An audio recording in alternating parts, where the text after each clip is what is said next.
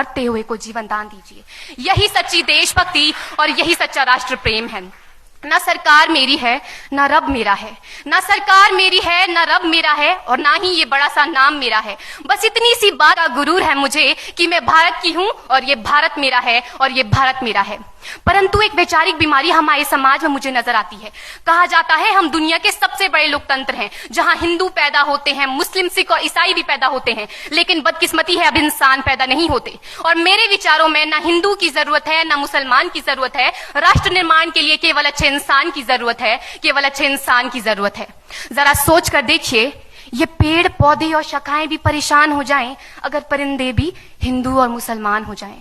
एक शैक्षणिक बीमारी भी हमारे समाज में मुझे नजर आती है, और बड़े ही आश्चर्य की बात है, जिस देश ने पूरी दुनिया को तक्षशिला और नालंदा देकर के विश्वविद्यालय शिक्षा की बुनियाद रखी, आज विश्व के 100 सर्वश्रेष्ठ विश्वविद्यालयों में हमारा एक भी विश्वविद्यालय खड़ा नहीं हो पाता। जहां एक और हमारे पास IIT, IIM और NIT जैसे शिक्षण संस्थान हैं, तो वहीं दूसरी ओर इस देश के गरीबों को बेरोजगारी की जमात में खड़ा करने के लिए उनके हाथ में सर्व शिक्षा अभियान का झुंझुना पकड़ा दिया जाता है।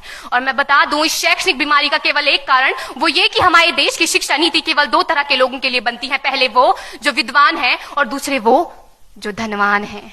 इसी तरह की कई गजब की बीमारियां हैं, और इन बीमारियों की जो जड़ है ना, वो हमारा अंधविश्वास।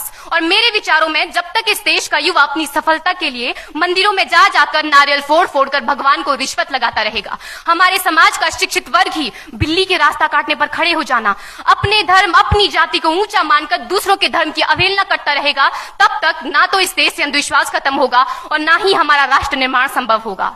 हमारी संस्कृति, हमारी सभ्यता को दुनिया ने शीश नवाया है, तो क्यों आस्था के नाम पर हमने अंधविश्वास फैलाया है? मेरे विचारों में हमारा राष्ट्र निर्माण तब संभव होगा जब इस देश में महिलाओं की पूजा नहीं, उनकी इज्जत की जाएगी। राष्ट्र निर्माण तब संभव होगा जब हम जातिगत आरक्षण नहीं बल्कि सामाजिक सशक्तिकरण पर बात करेंगे। राष्ट्र निर्माण तब संभव होगा जब स्वच्छता अभियान में केवल सरकार नहीं बल्कि सड़क पर चलने वाला हर एक नागरिक हाथ बंटाएगा, स्वच्छ भारत स्वस्थ भारत को दिल से अपनाएगा। असल मायने में हमारा राष्ट्र निर्माण तब संभव होगा जब एक गरीब बच्चा मध्याह्न भोजन के नहीं बल्कि ज्ञान अर्जन के लिए सरकारी स्कूल की चौखट पर कदम रखेगा। और हमारा राष्ट्र निर्माण तब तक संभव नहीं होगा जब तक एक नागरिक नैतिक रूप से सटीन, चारित्रिक रूप से भ्रष्ट, मानसिक रूप से दिवालिया, धार्मिक रूप से अंधा, राजनीतिक रूप से गंदा, स्वैच्छिक मान मूल्यों के आंकड़ों में जिन्न शिन्न पैपंदमयी अखंड भारत को खंड खंड करता रहेगा। तब तक हमारा राष्ट्र निर्माण संभव नहीं होगा।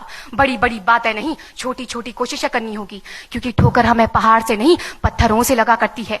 I being an Indian, I being a student, I being a symbol daughter of this motherland feel proud to be an Indian। और मैं सैल्यूट करना चाहूंगी सरहद पर दिन रात हमारी रक्षा के लिए खड़े हर उस जवान को, इस देश की पुलिस, प्रशासन और किसान को, और इस देश के हर उस व्यक्ति को जो अपना काम पूरी ईमानदारी, पूरी मेहनत और पूरी लगन से करते हैं, जिनके बिना राष्ट्र निर्माण की कल्पना करना भी असंभव सा लगता है। और आज इस मंच पर पूरी जिम्मेदारी के साथ मैं भारत की बेटी ये कहती हूं कि हमारा राष्ट्र निर्माण तब संभव होगा जब हम सभी, मैं, आप, हम सब मिलकर प्रयास करेंगे, क्योंकि हमारे देश की जिम्मेदारी नहीं है हमें आगे ले जाने की, हमारी जिम्मेदारी है अपने देश को आगे ले जाने की, अपने राष्ट्र को आगे ले जाने की, अपने वतन को आगे ले जाने की। तो अंत में मैं बस यही कहना चाहूंगी, मेरा हिंदुस्तान महान था, महान है, महान रहेगा। मेरा हिंदुस्तान महान था, महान है, महान रहेगा। होगा हौसला सबके दिलों में बुलंद तो एक दिन पाकिस्तान भी जय हिंद कहेगा। पाकिस्तान ही क्यों, सारा जहान जय हिंद कहेगा, क्योंकि सारे जहां से अच्छा हिंदुस्तान हमारा,